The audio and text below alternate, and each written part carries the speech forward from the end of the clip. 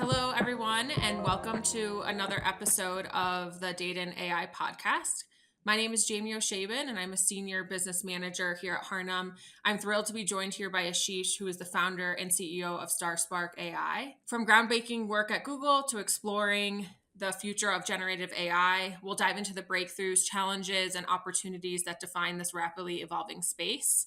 Ashish, thank you so much for joining us today. How are you doing? I'm doing fantastic. Thank you, Jamie, for having me. We've known each other for a little bit of time, so I'm really excited to be having this conversation with you. Awesome. Yeah, again, thank you so much for joining. I'll just kick it off. So basically, you've been at the forefront of AI for over 2 decades. What first drew you into the space, and how has your perspective on AI evolved since then? I've been working on enterprise systems for a great number of years, 25 plus years in the technology industry. Over time, I was working on data warehouses and accumulating data, worked with Hadoop in the 2008, 2009, 2010 timeframe. And a question came to me is like, we are collecting all of this data, but to what end? Why are we just storing all of this data? And the answer came in form of machine learning, because machine learning allows us to uh, create insights and actually actionable things. So one part of data science is analyzing data to understand what happened in the past. The more exciting part is, can you do something to change the future? And an example of that is recommendation systems, right? So based on past behavior of somebody, can I give them a recommendation that changes their purchase behavior or what they're going to click next? And then you can convert that into monetize that, convert that into profit. So as a chance happening, I was in the 2010 timeframe. I was visiting a colleague in San Francisco for a pitch, and he introduced me to Kaggle. He was like, Ashish, you have these questions. Why don't you go try out on Kaggle? And I learned machine learning from my first Kaggle competition. Was very fortunate to actually win the first competition, and we got an Xbox as a result. I'm like, this is cool. I can actually use this data for something and also win an Xbox. And I started my journey in machine learning through Andrew Ng's Coursera course. Actually, before Coursera, when it was still on his Stanford website, and subsequently Coursera and so on. That's how I got introduced into the world of machine learning. Awesome. Awesome. Well, congrats on winning that. That's definitely a good way to kind of kickstart your career. When it comes to Google, I guess, could you share a little bit about your time at Google and what it was like working on the next generation of like large language models there? Yeah, absolutely. So my work in Google was focused on where the future is going to be. As we know today, there's a lot of discussion on how expensive it is to run these models, to train these models. So I was straddling hardware and software at Google. So I was working with the hardware team to design the future-looking TPUs, which are the equivalent of like NVIDIA has GPUs, Google has TPUs, and working with the DeepMind team on figuring out what would be the next new innovations that they're going to come up with, because it takes about 3 years for a chip to come out. Now, 3 years in our industry is an eternity. 3 years ago, I don't think there was ChatGPT. So it is hard to predict where things are going. So a lot of my work was focused on characterizing models and working with research to see where they are going, what are the most likely directions. I mean, it is a very hard problem, because if we knew what the future model should look like, there is very little reason why we would not build it today. Right? So a lot of this research is research because we are still figuring out what the best models need to be and how they are evolving. So it was very, very fascinating working at the intersection of hardware and software to figure out how to run, not only train these models, but also run it at a fairly cheap price. Because part of the challenge today is that these models are expensive to run. So if you want to run the best quality models, even for agentic or other workflows, they can cost you a pretty penny. So how can we make them run so cheaply that it is truly easily accessible, and then they can become the fabric of every software product? If only money grew on trees sometimes, like in this type of scenario. When you were designing the Gen AI models, what were some of the biggest technical or conceptual breakthroughs that you've witnessed? Maybe I'll expand the question, Jamie, if you will let me, to over the past few years as I've been working in natural language processing, which is the genesis of these Gen AI models. I feel like there are two or three seminal advancements that have happened that have sort of gotten us here. Obviously, everybody's heard about the Transformers Attention is All You Need paper, very famous paper now, which started this whole thing. But I think prior to that, one very interesting observation was made by Ilya Sutskever in his paper, Sequence to Sequence Learning, where he said that you can take an input sequence and convert it into any output sequence. Now, it sounds like, okay, what does that mean? So, very simply, your input sequence could be a sentence in English, and your output sequence could be a sentence in Spanish. And suddenly you have neural machine translation, NMT, or just translation. The more fun thing is, what if I can give you an input of a sentence and the output is an audio? So now you have Notebook LM and 11 Labs type of companies which are basically taking text and generating audio. A more fun example is, what if I can give you a piece of text and you can convert it into an image? So, I mean, people have seen Nano Banana come out, which is the most recent Google model. They are basically taking a sequence of text and creating a sequence of pixels. So, this is a very, very flexible way of creating models which can take any set of arbitrary inputs and convert them into another set of arbitrary outputs. So this was something which was very interesting for me. I think the creativity that I saw from a lot of these engineers who are training these models was immense. I mean, to give you an example of challenges, and maybe this will be a little more technical for some of the folks here, but let's say that you are training on 50,000 chips. That's a pretty common large scale deployment, 25,000 chips, 50,000 chips. And you train for 3 months, right? So it's non-stop training. So people, engineers and scientists actually have shifts because they're continuously monitoring training. Now, in those 50,000 chips, one chip malfunctions, which means that in a trillion calculations, one calculation is off. It's very hard to figure out which chip is malfunctioning, and then how do you go back and back out to the time where it was actually working. So some of the tools and techniques that were involved, I think, as consumers of these technologies, we are abstracted away from some of the challenges in that space. But how do you do that is, I think, a very, very interesting challenge. Machine learning today is mostly supervised. Supervised means that I give it examples of what inputs are and what outputs I like. So I can say, here is an input of an English sentence which has spelling mistakes, and here's the output which has the correct spellings. And I give it lots and lots of these examples, and eventually the machine learns how to correct spelling mistakes. Now it needs a lot of pairs, right? Yes, and somebody needs to go and hand label all of these things. And it's very hard to do. It's very time consuming and expensive. And I think some of the interesting creative options that I saw were in the BERT paper of how they converted large volumes of text into self supervised learning without requiring human annotation. So, these are some of the advancements or creative uses of technology that I found fascinating in my journey. How did you balance innovation with like responsibility and ensuring the technology was safe, ethical, aligned with the user needs? I have a maybe a contrarian viewpoint on safety and ethics because I feel that the culture of the time determines the boundary. I'll take an example from my time at Twitter. There are people who are using abusive language on Twitter, right? Now we want to detect abusive language, and abusive language could be racist language, or it could be hate speech, or it could be a variety of things, right? I'm just using a broad term of abusive language. And the actions that you take may be different on each of those. What is acceptable changes in society over time. And these changes can be at variety of speeds and even in variety of cultures. If I take any of today's models, they are very clean in terms of abusive language and things like that. They are trained like that. So I cannot use that model for an abuse detection model. So I think it's very important to consider, a, what is the use case for some of these things, but it is also very important to see, is it fact based or is it opinion based. And that is very important, because if you can separate fact from opinion, then opinion changes over time, facts don't change over time as fast, right? And that is the way I think of responsibility.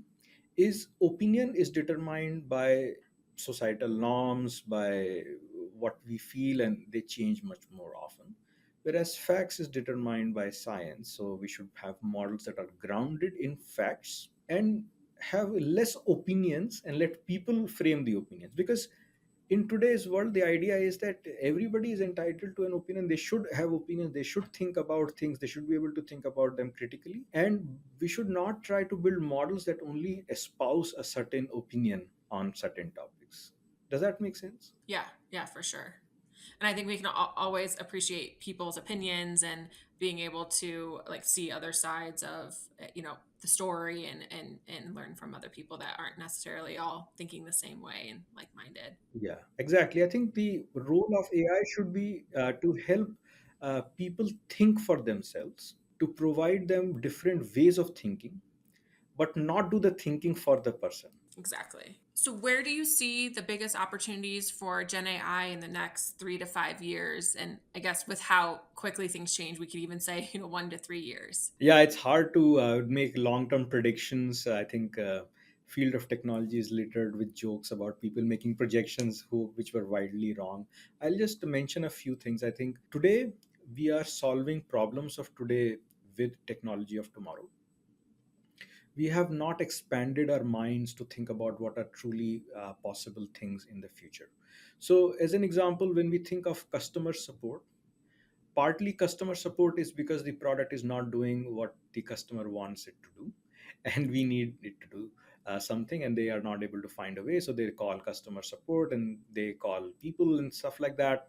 And then the way we are doing it is we say, okay, we will just have a AI agent on the other side that speaks to the customer.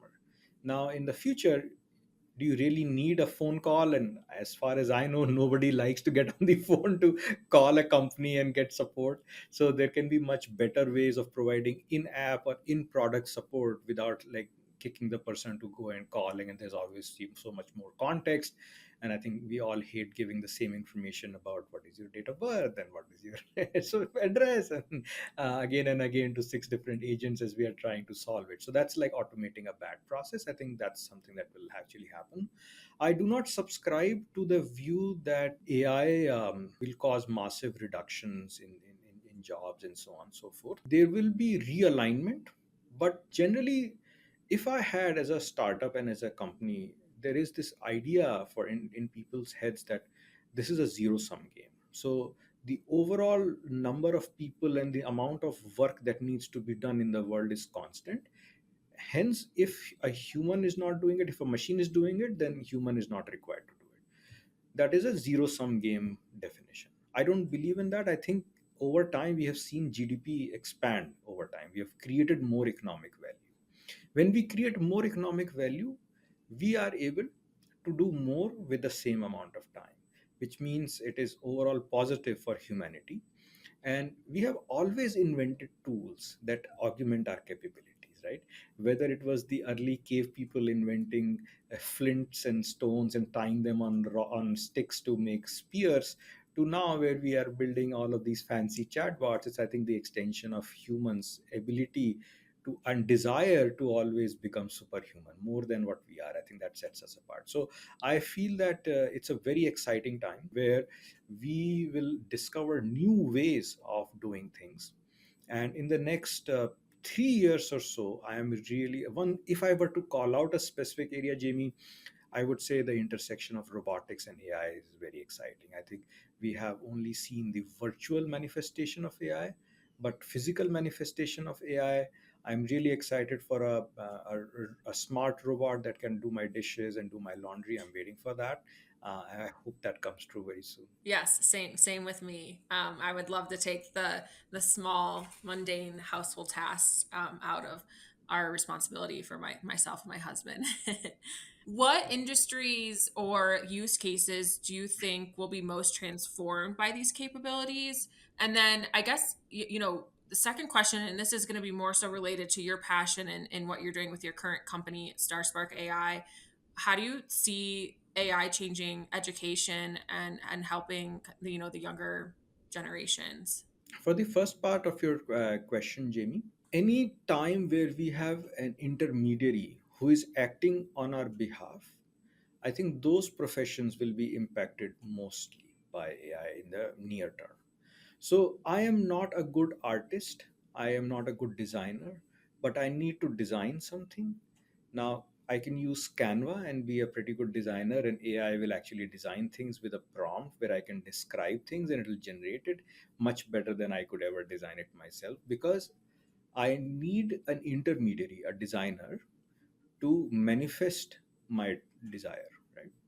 Similarly, developers or engineers are also intermediaries, because it is some business or some customer who needs something, some action done. Now they can't do it themselves. They need some code or somebody to write these pieces. So that is, I think, any profession which requires intermediaries, or this is literally the English meaning of the word agent, where hire an agent like a real estate agent or an insurance agent. It comes from that word where they are acting on my behalf with expertise in a specific topic, right? A lawyer acts as your agent in a certain transaction. So wherever we have these human agents, I think those will definitely get impacted. Our vision for education is that, everybody should have access to high quality education, irrespective of where they are in the world and what their strata is. And to implement this, see, today what happens is, if I am well off, then I can hire a private tutor, right? I can afford to pay $50 to $200 an hour, or I can afford to live in an expensive school district, or send my kids to private school. But education is a great leveler. We know education actually helps societies and cultures and entire communities get out of poverty and get a better living standard. So our quest is to build affordable personalized education for everybody, so that everybody has a math tutor. That's where we are starting, and hopefully we'll expand into other subjects, which is very, very cheap and affordable and always accessible. So even for people who can afford private tutors, I think the challenge is that there are 168 hours in a week. If you hire a tutor, you get them still for 1 or 2 hours in a week. What happens for the rest of the time, right? So you don't study linearly, right? And that is why we feel that we need to teach in a different way. We can use AI in a way that it does our piece and makes us lose skills, or we can implement AI to challenge us and help us think better in a way where it is always available. We have a lot of students on our platform that are very curious. They have so many questions, but they don't have a place to ask them. They're learning a math formula. They're like, why is this way? Why should I use this formula? What other options are there? Now, classroom structure doesn't have the time, right? Because you have 30 students, 25 students in a class, and the teacher has to finish the curriculum. At home, the parents may not be from a STEM background, or even if they're from a STEM background, they may not remember all of the background of implementing or how a certain formula came to be. They're like, yeah, this is how Pythagoras said this Pythagoras theorem needs to be. Why is it that way? And giving that an avenue for students to be curious, bringing curiosity back into education, I think is what we need to do, because humans are meant to be curious, and we need to make or provide a platform for our kids to be curious again without fear of judgment. That is the way we are thinking of building StarSpark. I know. I think about like when my kids are going to be in elementary or middle school, if they come to me with a long division question. I used to be the best at math when I was younger, but now, oof, I don't know how, how I would be able to help them. That's awesome. We'll have StarSpark for that, Jamie. Yeah. I'd imagine it causes a lot of frustration in arguments at home sometimes. Are there any like limits to what Gen AI can achieve, or areas where you think the hype doesn't really match up to the reality of what could be possible? So what happens with machine learning or AI? It is a probabilistic system. It is not a deterministic system. What that means is, given the same output, given the same inputs, it doesn't always generate the same outputs, right? The same way that if you ask me the same question on this podcast 3 times, my answer will be slightly different every time, right? I might phrase it differently. I may reorder my talking points. I may think of a new talking point while I'm talking there. GenAI is a little bit like that because it's a probabilistic system. Thus far, we are used to deterministic systems. If I fill out these 6 questions, I will get this answer all the time.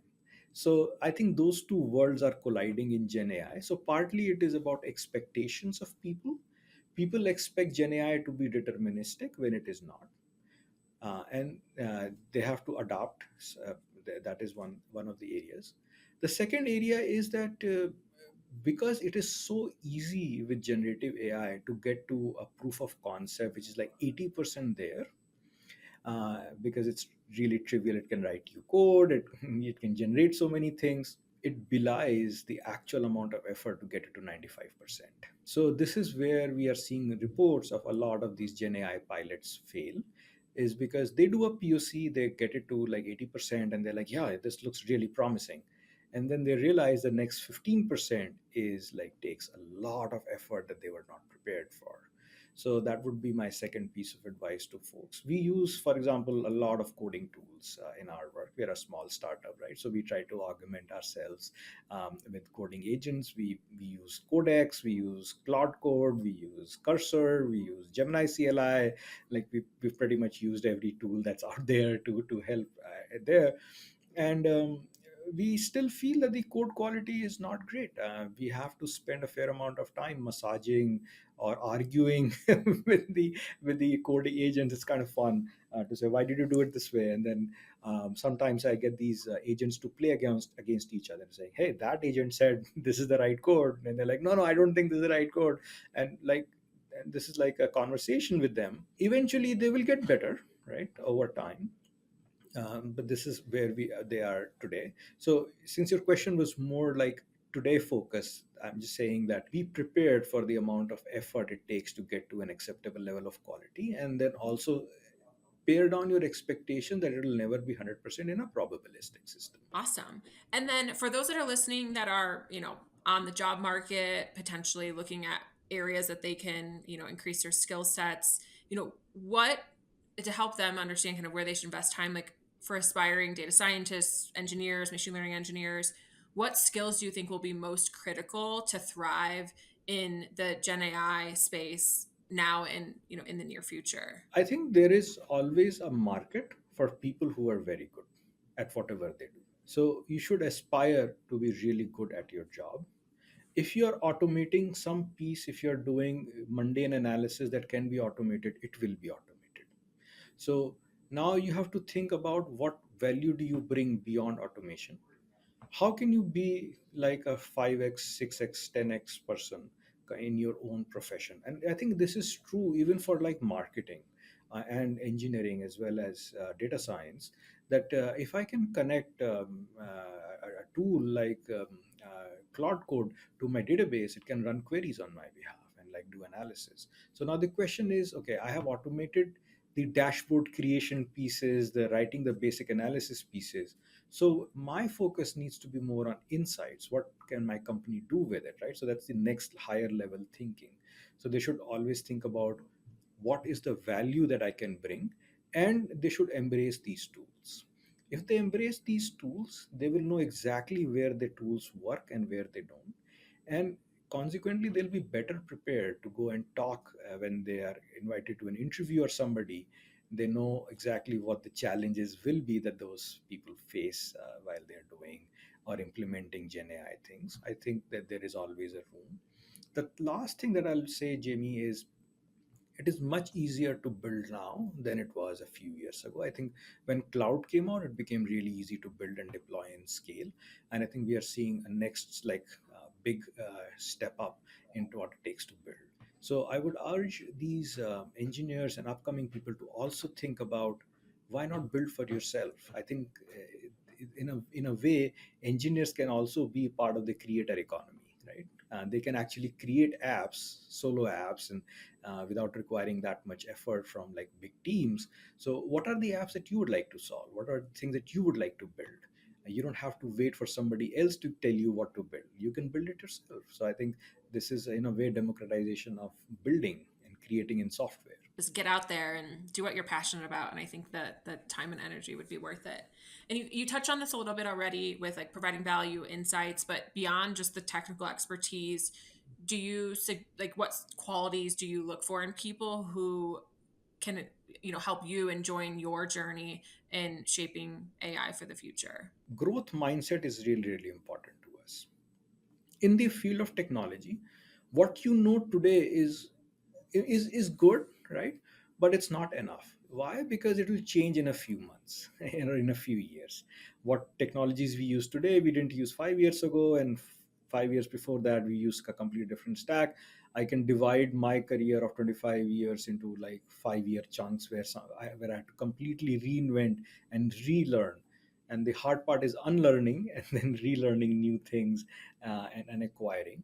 So their ability to learn very quickly, be a self starter and self motivated is very important, and not being afraid to experiment and to fail. And that's why I say growth mindset is really important, because I would prefer a person with average skills and growth mindset over a person with high skills and no growth mindset, because in a few months or a year their skills may not be relevant anymore, but the person with a growth mindset will continue to learn and acquire and excel in their job and will be able to adapt more. So that's what we look for. I always say you can teach and train the technical skills.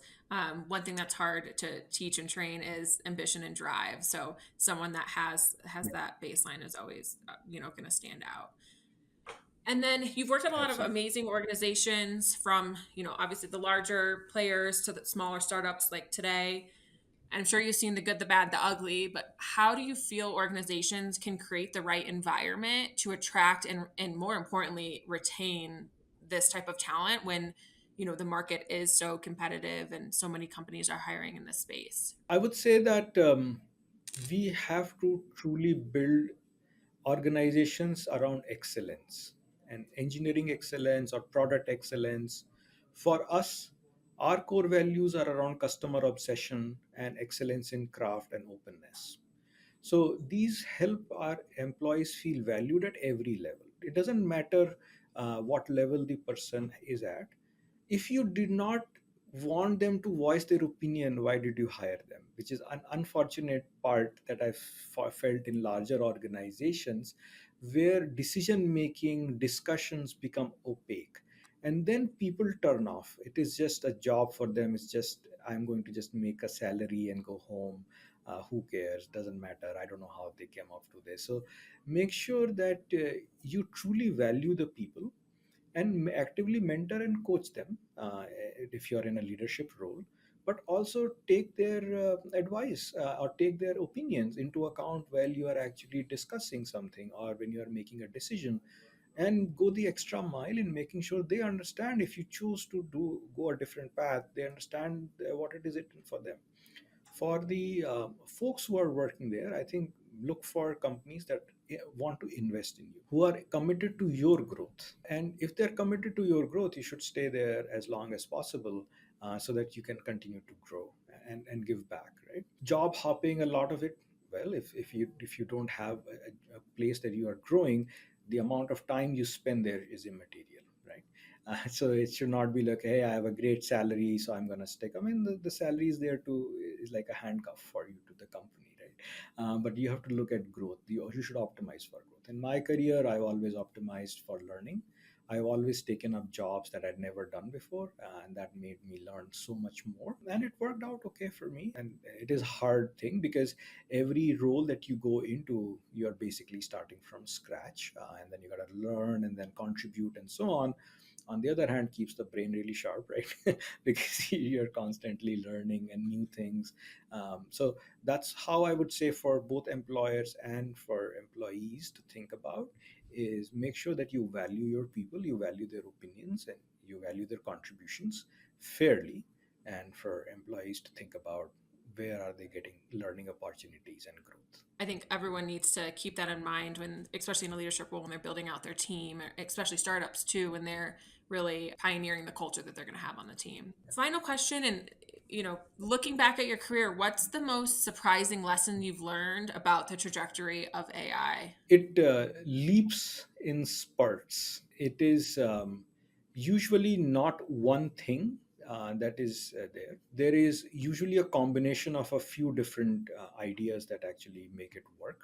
So if you think about the current Gen AI, it is, some of the ideas were already there, but then we were able to scale them with data and compute. In general, data and compute are what drive AI, right?